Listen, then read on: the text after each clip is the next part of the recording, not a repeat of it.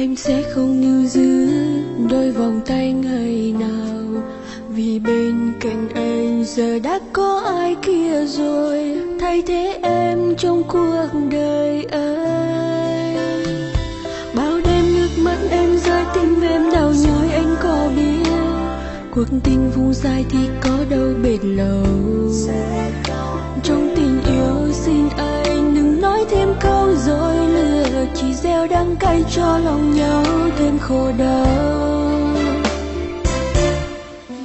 Hãy trả lời em đi, anh có muốn quay lại không? Em là gì trong anh khi anh chưa có người mới? Sao anh im lặng không nói với em một câu?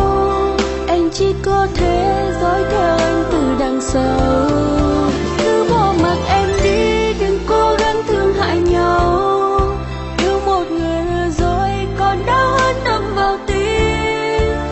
Em sẽ xóa sạch quá khứ để quên đường anh. Thà một lần đau còn hơn phải sống trong cay đắng.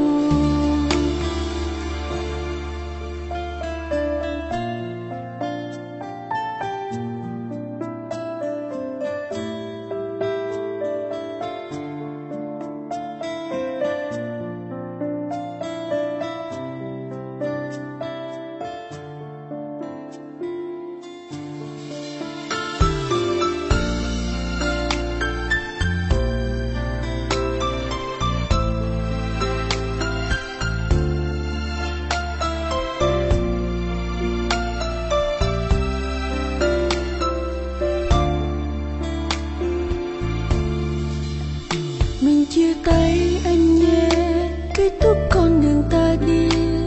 Em sẽ không níu giữ đôi vòng tay ngày nào, vì bên cạnh anh giờ đã có ai kia rồi thay thế em trong cuộc đời anh. Bao đêm nước mắt em rơi, tim em đau nhói, anh có biết cuộc tình vùng dài thì có đâu bền lâu. Trong tình yêu xin anh đừng nói thêm câu dối lừa, chỉ gieo đắng cay cho lòng nhau thêm khổ đau. Hãy trả lời em đi, anh có muốn quay lại không? Em là gì trong anh khi anh chưa có người mới?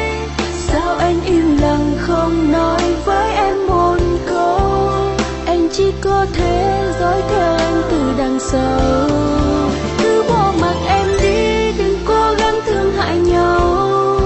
Yêu một người rồi còn đau hơn đâm vào tim. Em sẽ xóa sạch quá khứ